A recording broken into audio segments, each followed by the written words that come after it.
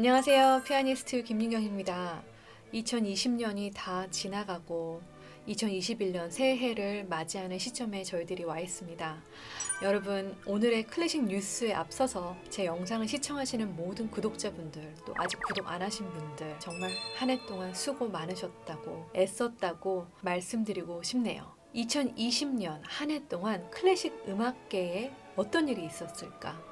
음악계 하이라이트, 그리고 전 세계를 강타한 코비드-19로 인해 어떻게 공연계가 변했는지, 어떤 영향을 받았는지 오늘 영상으로 여러분 함께 해주세요. 2월 29일 방송인 유재석이 클래식 음악회 데뷔를 했죠. 바로 하프를 배워서 MBC의 놀면 뭐하니의 프로그램의 일환으로 코리안 심포니 오케스트라 연주에 참여하는 깜짝 쇼를 했습니다. 연주의 평은 어땠냐고요? 짧게 배운 것 치고 참 잘했다. 수고하셨습니다. 지난 2월 4일에는 뉴욕에서 테너 최원휘 씨가 깜짝 데뷔 무대를 가졌습니다. 뉴욕 메트로폴리탄 오페라 하우스에는 정말 극소수의 동양인들이 무대에 설 수 있는 세계 3대 오페라 극장으로 손꼽히는 곳이잖아요. 그곳에서 테너 최원희 씨가 라트르비아타 오페라의 알프레도 역으로 멋진 데뷔 무대를 가졌습니다. 3월 22일 발렌티나 리시차 내한 공연이 있었죠. 저도 그 자리에 있었는데요. 한참 확진자가 많아져서 심각했을 때라 청중 그리고 연주자 모두 다 마스크를 끼고 관람을 하는 무대였습니다. 더욱 특별 혹은 놀라웠던 건 베토벤의 하머클라비어 소나타를 치다가 3악장을 치지 않은 채 갑자기 흡! 울컥하면서 무대를 뛰쳐나가 다시 돌아와 하머클라비아를 끝내지 않고 바로 1시간 정도 앙콜 연주를 했던 깊은 여운이 있었던 무대였습니다. 리시차는 왜 갑자기 무대에서 그렇게 감정이 복받쳐 왔는지에 대하여 고령의 어머니가 생각났고 지속되는 코로나19 상황에 너무 마음이 힘들었다라고 심경을 밝혔습니다. 95세의 피아니스트, 최고령 피아니스트가 연주를 한다라는 명목으로 기네스북에 등록을 요청해 놓은 상태인데요. 95세의 제갈산 피아니스트는 7월 1일 날 기네스 최고령 연주회에 도전을 했답니다. 서울시향 부지휘자는 모든 콩쿠르에서 입상을 한다? 서울시향 부지휘자 윌슨 응이 7월 5일 독일에서 폐막한 말러 국제지휘자 콩쿠르에서 3등을 했습니다. 2007년에는 서울시향 부지휘자를 지낸 성시연 씨가 1위 없는 2위로 입상을 한 바 있는데요. 2004년에 시작된 이 말러 지휘 콩쿠르는 LA의 유명한 지휘자 구스타프 두다멜이 우승을 하면서 세계의 이름을 알리게 된 국제 콩쿠르입니다. 소프라노 조수미 씨가 7월 17일 이스키아 글로벌 필름 앤 뮤직 페스티벌에서 아트 어워드를 수상을 했습니다.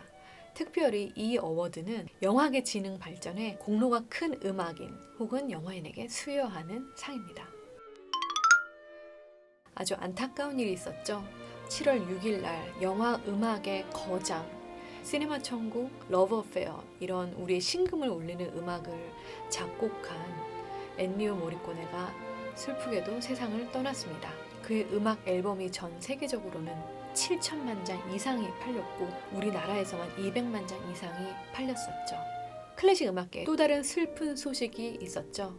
지난 8월 3일 왼손 피아니스트로 잘 알려져 있는 미국 태생의 피아니스트 레온 플라이셔, 그가 세상을 떠났습니다. 오랜 기간 동안 오른손이 마비가 되어서 왼손으로만 계속 연주를 해왔고 미국의 피아니스트이자 교육자로서 많은 제자들을 배출해냈는데요. 이렇게 안타깝게 올해 생을 마감한 음악인들의 명복을 빕니다. 2020년에 주목받을 만한 클래식 음악계에 꼭 들어야 하는 앨범 뭐가 있을까요? 5월 8일 날 피아니스트 조성진이 도이치 그라모폰에서 The Wanderer 이란 제목으로 4번째 정규 앨범을 발매했습니다. 9월 17일 피아니스트 백건우 씨가 슈만이라는 주제로 새 앨범을 냈죠. 2020년에 성악 하면 바로 소프라노 박혜상 씨를 꼽을 수 있죠. 조성진에 이어서 두 번째로 도이치 그라모폰이랑 전속 계약을 맺어서 뜨거운 화제가 되었는데요. I am 헤라의 제목으로 출시된 박해상 씨의 앨범은 11월 6일에 발매되었습니다. 11월 24일 데카 레이블의 첫 스튜디오 앨범으로 피아니스트 선우예건의 모차르트 앨범이 발매되었습니다. 2020년에 클래식 음악계 주요 인물은 누구를 뽑을 수 있을까요? 미국의 이스트만 음악대학의 최연소 교수가 된 바이올리니스트 장유진 씨. 올해 9월부터 임용이 되었는데요. 이스트만 음대 역사상 최연소 교수로 뽑혔답니다. 한국 음악계의 주요 인물, 빼놓으면 정말 많은 팬들이 서러워할 이 인물, 바로 피아니스트 조성진이죠. 2년 9개월 만에 올해 전국 투어를 어렵게 가지게 되었답니다.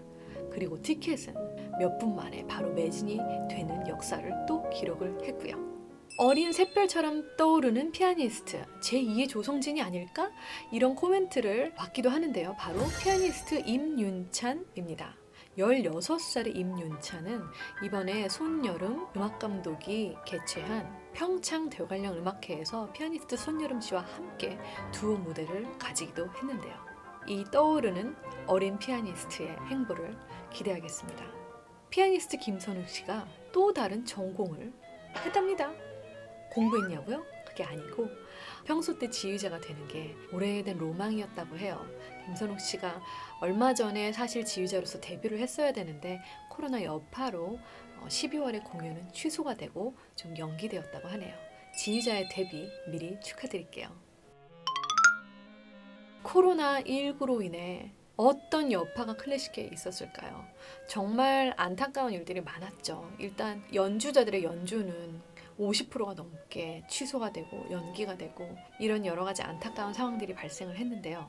특별히 베토벤 250주년 탄생을 기념하는 2020년이었잖아요. 무대에서 관객을 만나보지 못했기에 13시간 동안 베토벤 피아노 소나타 릴레이 전공 연주를 무료로 유튜브로 생중계를 하면서 연주회를 개최했습니다. 서울시향은 코로나19 관련 바이러스 확산 방지를 위해서 국내 오케스트라 최초로 연주하는 단원들의 수를 절반으로 줄이고 무대 위에서 거리두기를 시행함으로써 공연을 시도하기도 했습니다. 그럼 코로나19로 말미암아 지금 해외에서는 어떤 일들이 벌어지고 있었을까요?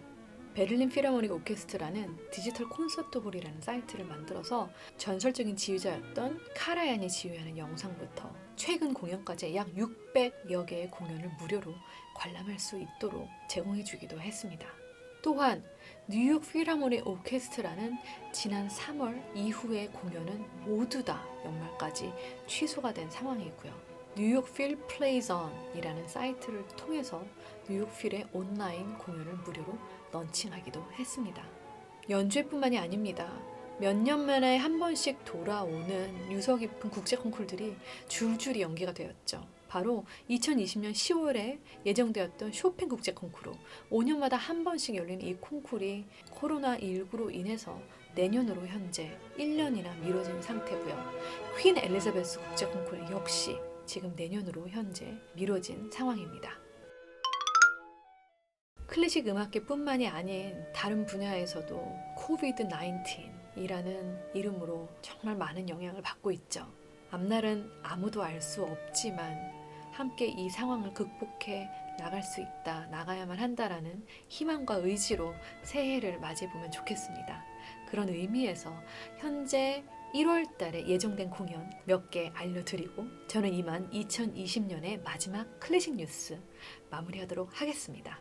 피아니스트 김선욱의 협연 무대 그리고 지휘자 데뷔 무대가 1월 11일 그리고 12일에 이뤄질 예정입니다. 또한 바이올리니스트 정경화 씨와 피아니스트 김선욱 씨의 데뷔 무대 또한 1월 19일에 예정되어 있는데요.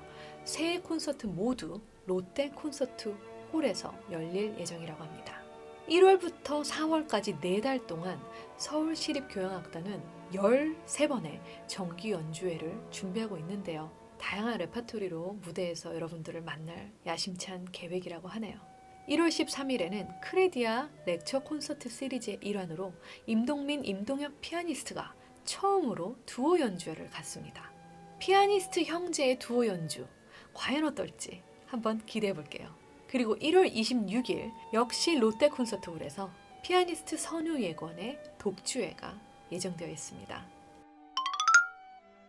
새해가 되면 많은 상황들이 나아져서 많은 이들이 조금 더 즐거워하고 조금 더 편안한 일상을 즐기며 공연으로 함께 행복할 수 있는 시간이 되기를 간절히 바랍니다.